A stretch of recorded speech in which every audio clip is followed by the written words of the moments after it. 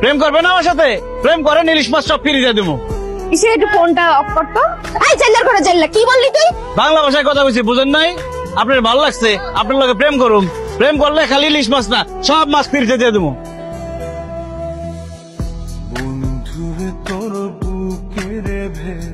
তুই আপনি এই জেলার করে জেলা, তুই কি ভাবছস এই স্যুট কোট পরলেই তুই ভদ্র মানুষ হয়ে যাবি? তোর কত বড় সাহস, তুই আমাকে বিয়ে করতে আমাদের বাড়ি পর্যন্ত চলে আসছস? Sweety, how dear you! কি মাথা খারাপ হয়ে গেছে? তুই পাঙ্গাস খান রুতন বাবাজিকে জেলে কেন বলতেছিস? কারণ বাবা এরা জেলে। তোমার মতো এরকম ছোট লোক বংশের জেলার কাছে আমার মেয়েকে কখনোই বিয়ে দেবো না। দাঁড়িয়ে আছো কেন? বেরিয়ে যাও, বেরিয়ে যাও বলছি। এই দোকান এখন বন্ধ করো, নাইলে আমি কিন্তু ভাঙা করে ফেলাম।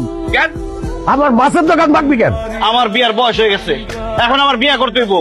এই মাছের ব্যবসা যতদিন থাকবো এতদিন আমি বিয়াও করতে পারবো না, সংসারও করতে পারবো না। তোর মতো একটা চাল চুলাহীন মাছের ব্যবসায়ীকে আমি জীবনেও বিয়ে করবো না। সুইটি, আমরা মাছের ব্যবসায়ী ঠিক আছে, কিন্তু আমরা চাল চুলাহীন না। এই ঢাকা শহরে আমাদের গাড়ি আছে, বাড়ি আছে, ব্যাংক ব্যালেন্স, টাকা পয়সা সব আছে। বিশ্বাস করো। আমার মেয়ে বিশ্বাস করলেও আমি বিশ্বাস করি না। যারা মাছ বিক্রি করে তাদের ঢাকা শহরে বাড়ি গাড়ি থাকতে পারে, এটা আমি বিশ্বাস করি না। আন্টি, আমরা শুধু মাছ বিক্রি করি না, দেশের 70 থেকে 80টা আড়তের মধ্যে আমাদের সিট আছে। আমরা ঢাকা থেকে বিভিন্ন জায়গায় মাছ সাপ্লাই দিই, এমনকি বিদেশে রপ্তানিও করি। আমাদের বাপ দাদা মাছ বিক্রি করতো, এই জন্য এখনো আমরা বাজারে গিয়ে মাছ বিক্রি করি। আমরা যদি কাজ না করে সারা জীবন পায়ের উপর পা তুলে বসে থাকি, তারপরও খাই আমাদের টাকা শেষ হবে। তোমরা মাছ ব্যবসা করে বাড়ি গাড়ি সব করে ফেলছো না? মিথ্যে কথা বলো, আমি তোমার কথা বিশ্বাস করি না। ঠিক আছে আন্টি, আঙ্কেল, আপনারা শুধু একবার আমাদের বাড়িতে চলেন। আমাদের বাড়িতে যাওয়ার পরে যদি আমাদের বাড়ি আপনাদের পছন্দ না হয়, তাহলে সুইটিরে আমার কাছে বিয়ে দিয়েন না। আর আমিও কোনোদিন সুইটির বিয়ের কথা বলবো না। আপনারা প্লিজ একবারের জন্য হইলো আমাদের বাড়িটা দেখেন। আমার সাথে আপনি এখন বাইরে যাবেন, মহল্লার আশেপাশের লোকজনদের জিজ্ঞেস করবো এই বাড়ি ঘর সবকিছু আপনাদের কিনা। তারা যদি বলে তাহলেই শুধুমাত্র আমি বিশ্বাস করবো। যারে খুশি তারে আপনি জিজ্ঞেস করেন। চল আসেন। আসুন, দেখো এখন তুমি বলো এই গাড়ি বাড়ির মালিককে, ওনার বলো। এটা আবার বলার কি আছে? এই গাড়ি এই বাড়ি তো গো। বাদল ভাই, আমার সাথে যে একজন মেহমান আছে দেখছেন? আমরা যে বাড়িটাতে থাকি আর যে দুইটা গাড়ি ব্যবহার করি, ওগুলোর আসল মালিক কে? কে আবার? তোরা তো খানদানি বড় লোক, এটা আবার জিজ্ঞাসা করার কি আছে? কি এবার বিশ্বাস হয়েছে? কিছুটা হয়েছে, এখনো পুরোপুরি হয় নাই।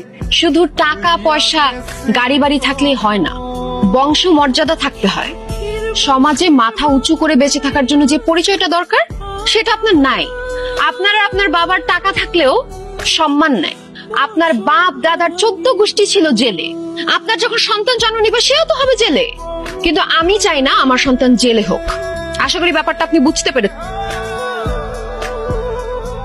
আমি থাকলে সমাজে মাথা উঁচা করে দাঁড়াইতে পারবি না। আমার এখানে থাকা কি কামড়ে তোর জীবন থেকে চলে যেতেছে।